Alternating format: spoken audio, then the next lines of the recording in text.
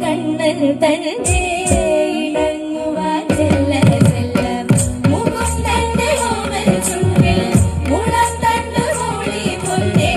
മനസ്സിന്റെ ഉരികളിലൂരിയ സുഗന്ധഗീതം പകരാതില്ലേ മനോഹരി